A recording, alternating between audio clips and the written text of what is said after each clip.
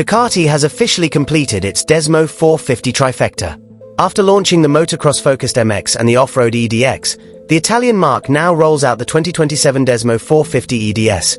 A street-legal dual-sport built on the bones of the EDX but massaged, softened, and burdened with the weight of regulatory compliance. On paper, it is an intriguing machine. In practice, it raises as many questions as it answers.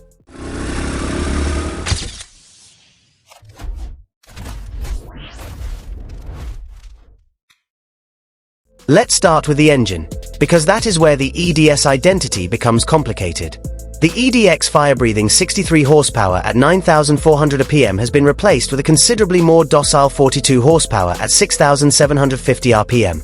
A 33% drop in peak power that Ducati attributes to street-specific cams, timing, a narrower 42mm throttle body, and a reduced compression ratio of 12.9 per 1. Torque, 2, retreats. 33 pounds-feet at 5,750 RPM versus the EDX 39 pounds-feet. Ducati frames this as a low RPM tune optimized for dual sport riding, and that argument holds some water. But the cynical read is that the EPA and DOT extract a steep technical toll, and buyers are left paying $12,995 for a neutered Desmo. For perspective, the Honda CRF450RL costs $2,896 less, and it was never accused of being overpowered. The pricing conversation doesn't get more comfortable from there. Yes, the EDS undercuts KTM and Husqvarna's Austrian 350 and 500 dual sport models by anywhere from $4 to $504, depending on configuration. But that is a razor-thin margin for a brand asking customers to trust a service schedule measured in hours rather than miles. Ducati recommends valve checks and piston replacements every 90 to 120 hours, with full overhauls due at 180 to 240 hours. The Ducati X-Link app is offered as a safeguard, calculating service intervals based on riding intensity. It's a clever system, but it underscores a fundamental truth.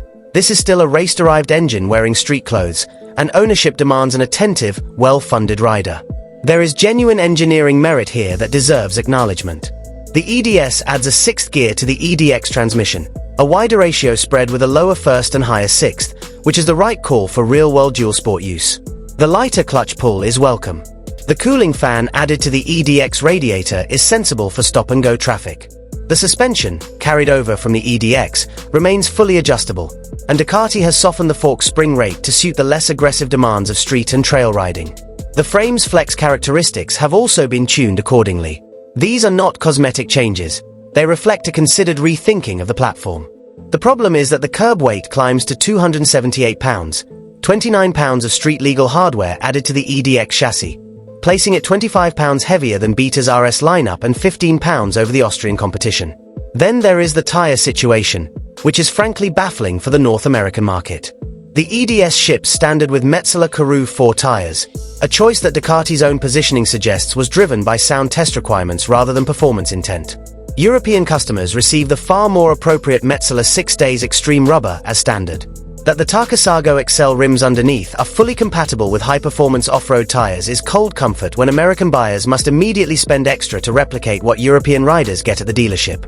The optional Ducati Performance Racing Kit, which unlocks 54 horsepower alongside traction control, adjustable engine braking, and launch control, further highlights how much of this motorcycle's potential has been deliberately locked behind regulatory and commercial gates.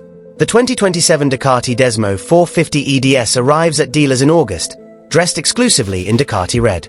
It is a motorcycle of genuine ambition and genuine contradiction.